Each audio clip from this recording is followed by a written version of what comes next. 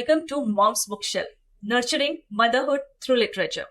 I am Shabeena Zaidi, the author of Revelations of a Millennial Mom, and of course your host.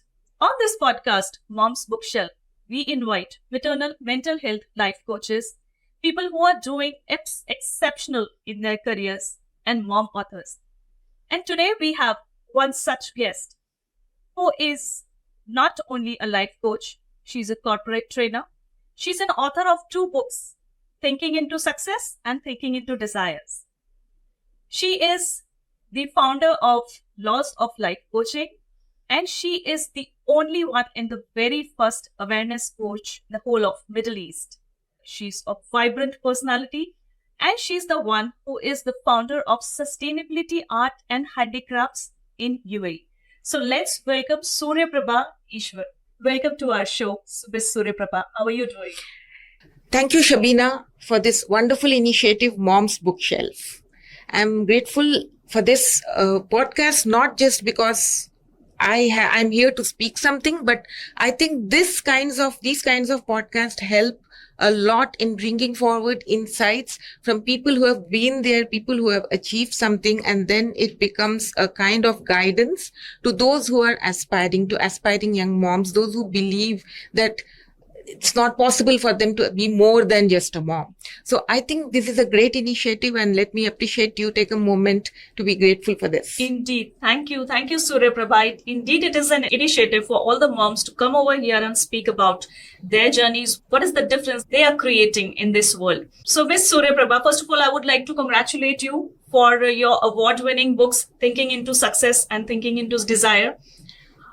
So while I was going through your books, I realized, they are so much about thoughts. We generally speak about thoughts. We generally speak about how positive thoughts, when we streamline these thoughts, they lead you to success. So what was your take? What are your takes when it comes to thoughts and success? Or what was your ikigai that led you to write these books? Good question. First of all, a little bit of backstory. Like all other working women, for nearly 15 years or so, I was into the corporate grind, and I'm still I'm proud to be so, being both in the corporate world and entrepreneurial world. But for a long time, I did not realize the power of thought. It was not until my second pregnancy in 2011, they say pregnancy it could do 2 things to women. One is it could put you into a negative spin in terms of neonatal depression, or it could also unleash and open up the dam of creativity and bring up all the creativity out of you. Now, this is what my 2011 pregnancy did to me, but I did not know what it was.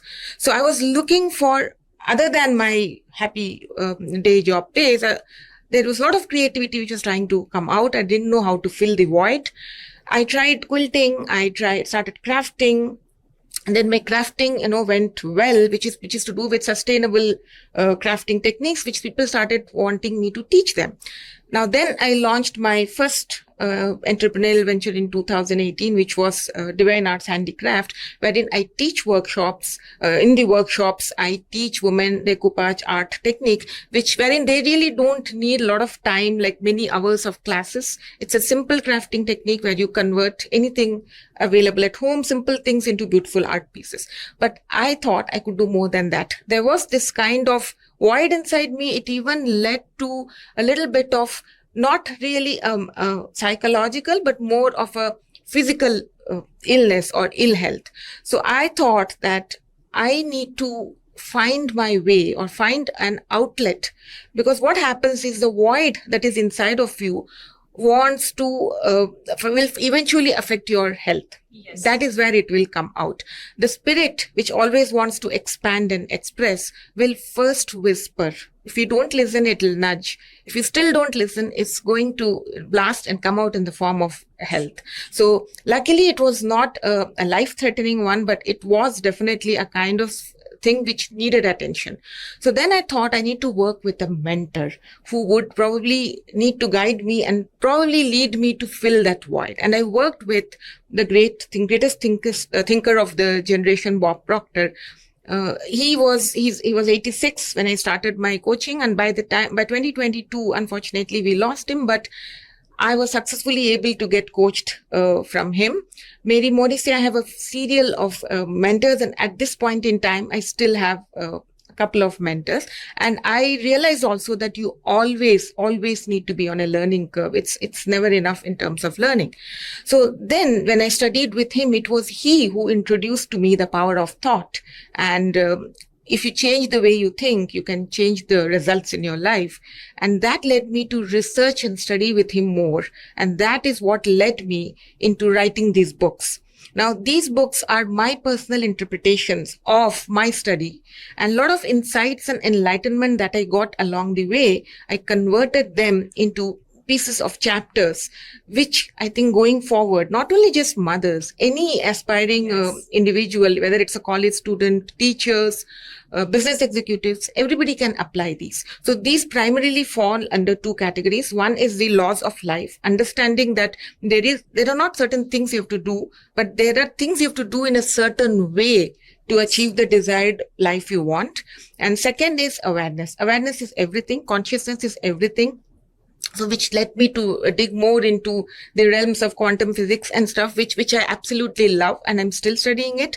So that is what, intrigued me and made me write these books and give those knowledge, give those pieces of wisdom to share to as many people as possible in as many forums. And writing is one of the best ways to do that. Yes, absolutely. Writing is one of the best ways to deliver the content which you have. I mean, we have so many thoughts arising in our minds, and you've done your courses under Bob Proctor, and I'm sure that with the vast amount of experience that you are coming, it is so important to deliver whatever thoughts that you have with the amount of experience that you have, with the amount of books that you read.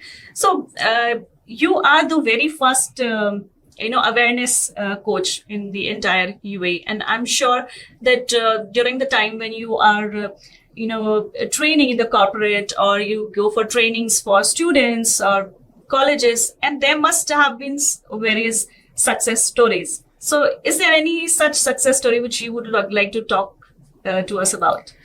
Sure. So there are two kinds of things, services which I do. One is, of course, corporate workshops and training, and the other is personalized mentoring. So on the personalized mentoring field, where what I found, what really people struggle with is the age-old relationship and the confusion that happens by not understanding what sacrifice really means, and the feeling of not being grateful to somebody, or somebody not being grateful to you, or not feeling fulfilled in a relationship. This is the most common relationship issue which comes on the personal mentoring area. On the corporate training, what I clearly see is obviously a lack of understanding in terms of, probably you can say, living by design. A lack of understanding on living inside out, a lot of dependency on what your circumstances is making you do, a lot of dependency or living life based on your circumstances, rather than you living inside out and you trying to write your circumstances. So that is a lack of understanding which I see. There's a question that I get asked. So one of the things that I have incorporated into my workshops, and both personal mentoring I do in a series of recorded specialized audio based on that person's need, and on the corporate workshops also based on the understanding that what is lacking. I have put into the curriculum the understanding of clear difference between goals, purpose, and vision. Now, a vision is, what is it that you want, or where is it that you want to be in life? Where do you want to go? Yeah. Yes. A purpose is, why do you have this vision? And a goal is how you would attain it. Where, why, and how. So these are the three fundamental questions. So there has to be first clarity on vision, purpose, and goal. So this is one thing which helped me immensely. Once it is clear, it helps me immensely to take them forward or ease a lot of things out. So let's say a person knows how to swim very well. He's a champion swimmer. and he is swimming, he can also swim against the current. But if he doesn't, and if he's swimming, he's putting all his efforts, but he's swimming along the shore, and he doesn't know or not aware of the shore, he's going to never reach the destination. He's going to put all the efforts. So maybe he has that fear of being drowned. No, he doesn't have the awareness of what his shore is. Yeah. What is his shore? Where does he want to go?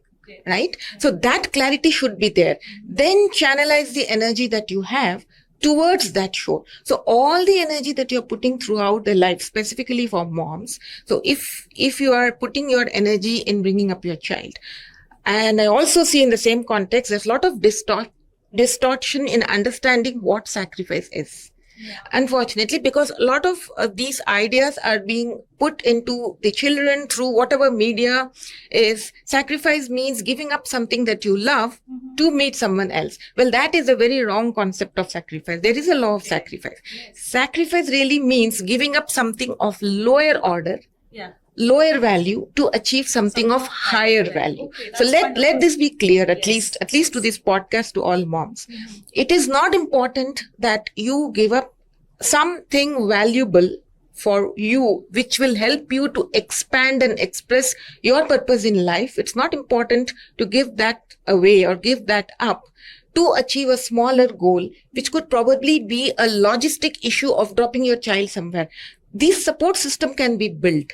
Yes. You do not have to feel guilty for not being able to take your child out for a particular thing. That can be arranged. Yeah. If you just extend your thinking, if you just speak out for help, you will get this support system. Yes. But do you have the intent of going and giving that service that your soul wants? Mm-hmm. And in the same context, I also want to, talk about opportunity is largely misunderstood. This is something which I get a lot. Opportunity is seen as something that I'm going to get. Mm-hmm. Opportunity is not about something that I will get. Opportunity is a choice or a possibility for you to give. So I tell them to see the whole world as a big container. Mm-hmm. People are putting in their service, and people are also taking out, receiving. Yeah. So if you need more people to put in, so larger people can receive. So your only purpose should be to what can you put in more? Yeah, that's a wonderful thought. Absolutely. So this is the awareness that I want to create. I think that is so important. It's important for women to realize that how much energy you're putting in, and also along with that, I think. Nowadays, what's happening that we think that we have to be with the kids, and as you spoke, that as we embark on this motherhood journey, we come to a phase where everything seems to be very vague because we don't have any prior experience. There is a first time mom; she doesn't have any prior experience, and nowadays when we are being raised in nuclear families, so we don't have that experience how my life is going to change, and there comes this confusion whether we should focus on our career, whether we should focus only on the kids. And there is this, ambiguity which arises. So I think something that you spoke about, it's very important for females, for moms to analyze their why, their how, and what. So I think you should reach out to Suryaprabha Easwar for all these queries. It's very important for life coaches to mentor females, especially females, because of this phase, the transition phase that arises during this part of motherhood. So Suryaprabha, I met you last year, and that time your first book was released, which also received an award. And this year, your second book, Thinking into Desires, this was released. So how did you, you're an author of two wonderful books which deals about thoughts which we've been hearing from you. So is it an extension of is your second book an extension of your first book? And what are the ideas and thoughts which you've spoken in your first book? How did it lead to the second one? Absolutely. My first book actually was Thinking into Desires, and it is more of a pocket book with tiny, like 2-page chapters, which just gives the basic idea or introduces to people that such kind of things exist and you need to know about them. And at the end of each chapter, I have a small exercise which is practical and you can put it in your daily activity. You don't have to take out separate time to do it. Then when I thought that, okay, I need to delve deeper into those concepts itself, and relate the thought into a bigger thing which people are looking at, which is success. Again, success is a very, very elusive term. And if you look at it in one way, there's nothing called success which really exists. What exists is only journey, okay, against time. So success doesn't exist, but still, just because they say that I'm successful at something, it gives a lot of sense of accomplishment. It puts the people's self-esteem higher. So if that is a way which people can, bring them forward or pull themselves up, then why not? But then explaining to them what success actually means, and then what are the different other tools they can use to achieve this from within their existing circumstances, not necessarily seeking something from outside, from within them. Then I thought I need to elaborate more on thinking into desires in creating a little, bigger version of it by writing about things that help one in success, like your attitude, like your belief. What is belief? Like, for example, you say seeing is believing. A lot of people don't understand what this term means, and they say seeing is not believing. Everyone knows what I see. With half door open, behind the door it could be something else. But that is the point. When somebody said seeing is believing, they didn't mean seeing with your physical eye. So I've explained this in one of the chapters in my book. When they say seeing is believing, they're talking about having a vision in your inner eye, in your inner mind. You see it so clearly and you believe in it, that it will manifest into a reality. This is what seeing and believing means. So again, you see how under all these concepts are distorted, and how people don't pay attention to it, or say, don't give me those, old dialogues. Yeah. But if someone explains to them what this really means, or in a more scientific manner, in a logical manner, they will understand and apply it. Yeah. So these are some of the things I have explored in my second book, Thinking into Success. Absolutely. So you speak about your power of thoughts. You speak about how we can implement thoughts to get the desired outcome. So do you think that obviously there must have been some challenges? Usually when people hear and they feel that it's not so easy to think, to have those positive thoughts. You are going through a rough phase in your life. How can you think positive and all that? So what is that connection, and what is the challenge which people may usually come across, or you would have come across during all this thought process? I think one of the biggest challenge, which even I at some point of time, and everybody, mostly women, the belief that they are not good enough is, I see it very, very dominant. And even if they see that, okay, I will try and do something, they have this habituated belief that no, you're trying to work on your desires is less important than something else around it, or the circumstances. But I want to clarify this. Most of the time, it is not the circumstances which stops them. It is not their family members. It is not I think the men of today are extremely supportive, and they will be the first person to be proud of when their wife accomplishes something. Absolutely. So it is not at all about family. Children are never a hindrance. In fact, children get their motivation from working, really successful parents. Yeah. And yes. So I don't think they support you. And they understand if you tell them. They're very intelligent enough, and they have a lot of access to information these days. So they are much more evolved than what we were at 10-year-olds. So I am a mother of a 25 and I am a mother of a 12, both at the same time. So I know how evolved they are in terms of analyzing characters, in terms of analyzing people's wants. Absolutely. It's extremely evolved. Very sharp. Yes. So even when I get, dress up and I go somewhere, so my kids, they are the first ones. Then, Mama, your bag is not matching with your dress, or Mama, you should wear this dress instead of this one. So they are so sharp, and they have more awareness about this world. I'm sure with kids, they're not a hindrance. They are in fact your support in your journey as a mother. But yes, there comes a phase where you have to, that's a challenging one. The initial phase in motherhood, that is a challenging one. But then I think kids become your. So the larger challenge then, I think, is within us itself. It's not the children. Mm-hmm. So are you willing to give up your all for whatever cause that you want to, deliver. The spirit inside always wants to expand and express. And this is a term which I got from Mary Morrissey, and I want to spread this as much as possible. If you do not allow that, now that expansion need not be one particular purpose. We don't have to, keep telling women, find your purpose, or find this purpose. It's not necessary. It will come naturally to them.